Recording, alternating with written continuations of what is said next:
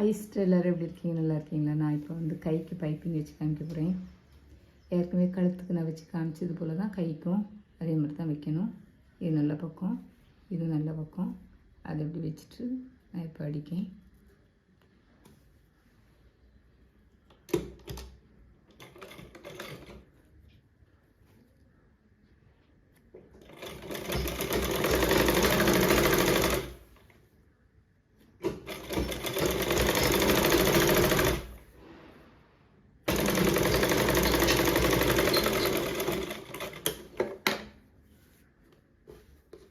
தச்சு எடுத்தாச்சு.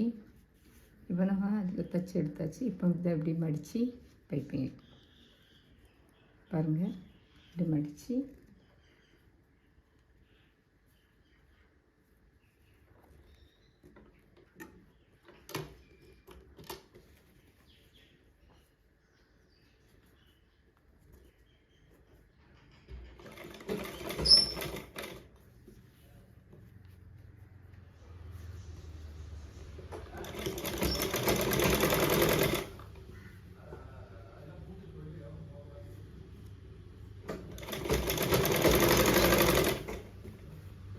பாருங்கள் எப்படி அடிக்கன்னு பாருங்கள்.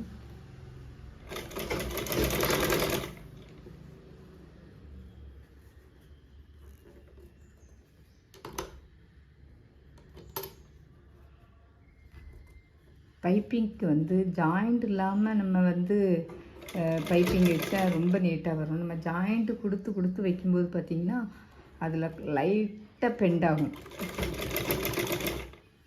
ஜாயிண்ட் நம்ம அதில் ஒட்டு போட்டு அந்த ஜாயிண்ட் வைக்கும் இல்லையா இந்த பைப்பிங் துணியில், அது வந்து என்ன ஆகும்னா நமக்கு அப்படி மடித்து கொடுக்கும்போது ஒரு வளைவு கொடுக்கும். அதை கொஞ்சம் பார்த்து தைச்சா வந்து கரெக்டாக வந்துடும். மற்றபடி நீங்கள் நேர் பீஸில் ஒரே பீஸில் கொடுத்தீங்கன்னா ரொம்ப நீட்டாக வரும் பைப்பிங். உங்களுக்கு தைக்கிறதுக்கும் ஈஸியாக இருக்கும். இது இப்போ நான் ஜாயிண்ட் கொடுத்து தான் தைக்கேன்.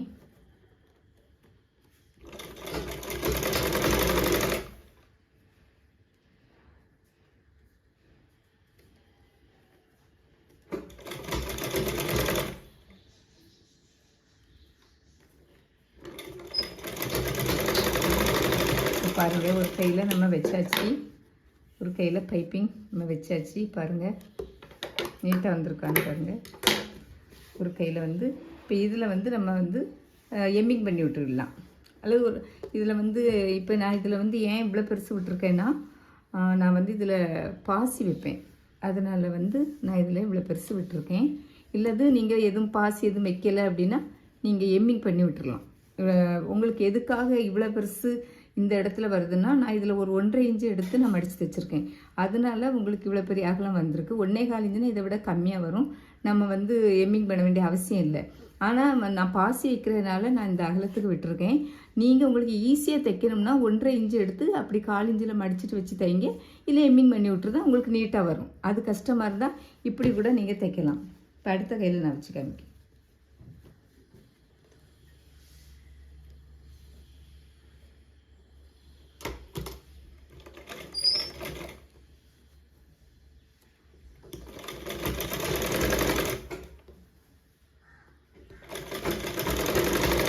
முதல்ல தைச்சி பார்க்கும்போது முன்ன பின்ன தான் வரும். பரவாயில்ல, தைங்க, பயப்படாமல் தைங்க.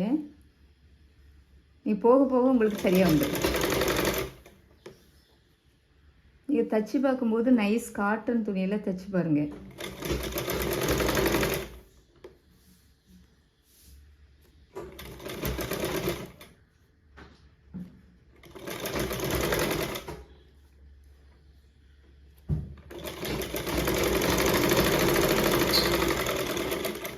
இப்போ இந்த பக்கமும் நான் தைச்சாச்சு.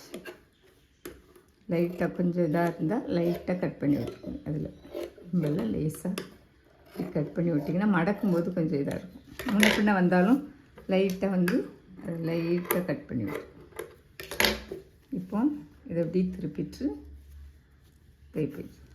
தேய்ச்சி வேணால் விட்டுக்காங்க.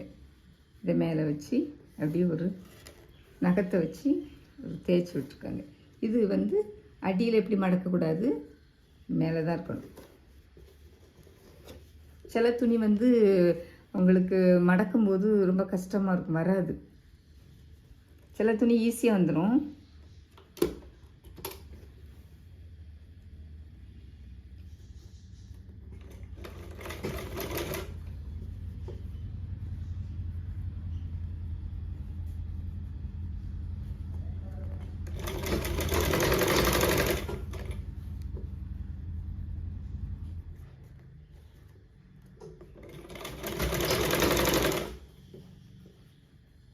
பாருங்கள், அழகாக மடக்கி கொடுக்க பாருங்கள்.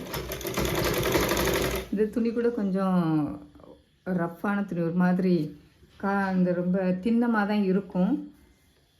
ஆனாலும் இதில் வந்து நம்ம வச்சு வச்சு பழகும்போது நமக்கு அது வந்துடும்.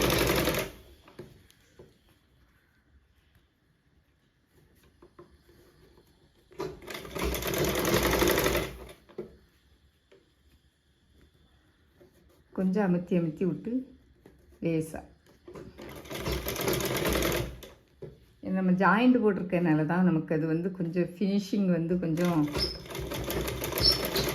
இதாக கிடைக்கும். மற்றபடி நேர் பீஸ்லனா, நேர் கிராஸ் பீஸ்லனா உங்களுக்கு நல்ல நீட்டாகவே கிடைச்சிரும். பாருங்க, இப்போ ரெண்டுமே நம்ம தச்சு எடுத்தாச்சு. 2 பைப்பிங்கும் இதில் நம்ம வந்து எம்மிங் பண்ணி விட்டுடலாம். நீங்கள் வந்து கொஞ்சம் பெருசாக 1.5 இன்ச்சில் எடுத்து நீங்கள் 1/4 இன்ச்சு மடித்து தைச்சிட்டு நீங்கள் இப்படி தைங்க, உங்களுக்கு இப்படி நீட்டாக கிடைக்கும்.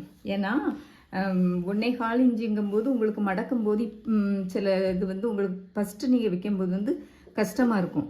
அதனால வந்து நீங்கள் ஃபஸ்ட்டு வந்து கொஞ்சம் 1.5 இன்ச்சில் எடுத்து நீங்கள் தைச்சி பாருங்கள். அதில் கொஞ்சம் எக்ஸ்ட்ரா துணி வந்துச்சுன்னா இதை நம்ம எம்மிங் பண்ணி விட்டுடலாம்.